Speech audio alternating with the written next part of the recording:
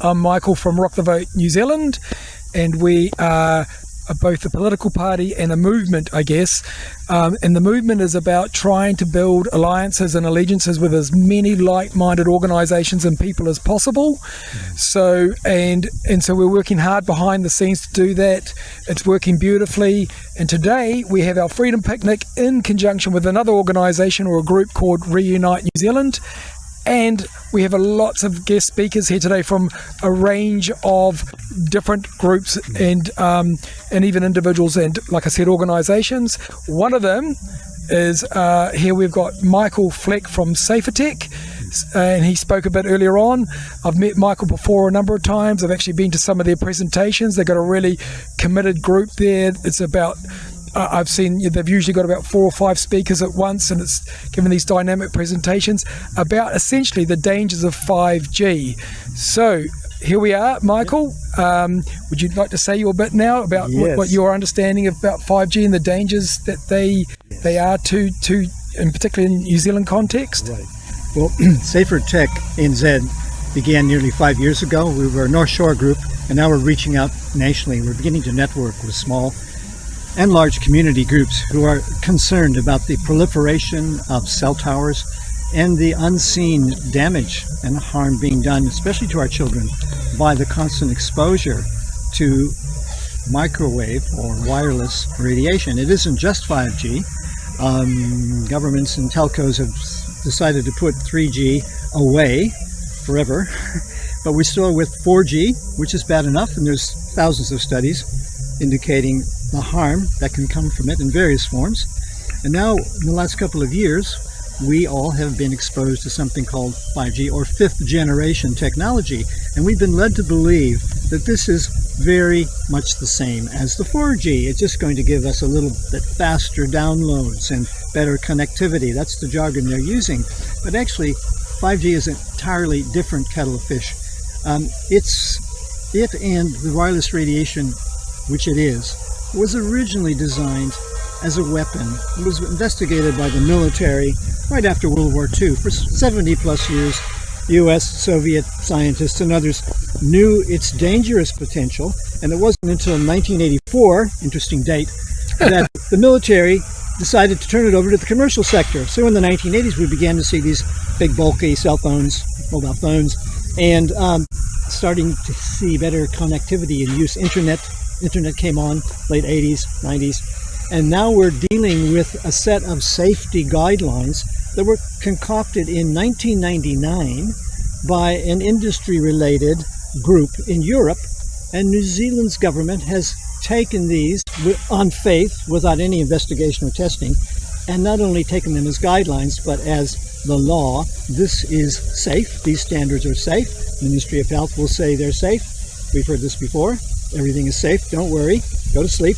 And we know from our evidence and research and countless other studies, this is not safe. This is dangerous stuff, and people need to be aware of it. The 5G technology is a different kind of wavelength. It's a pulsed beam. It's a directed beam of energy.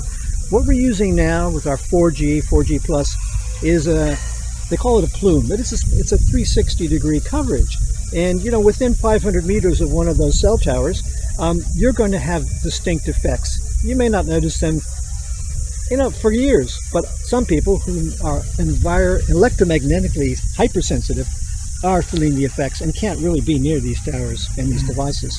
So we're educating people about the reality of this technology, 4G and 5G, and showing people how to protect themselves, both their bodies, their homes, their families, their children at school, and we are activating communities with tools to stand up and stop cell towers before they're implanted. Once they're in, it's really hard to get them down.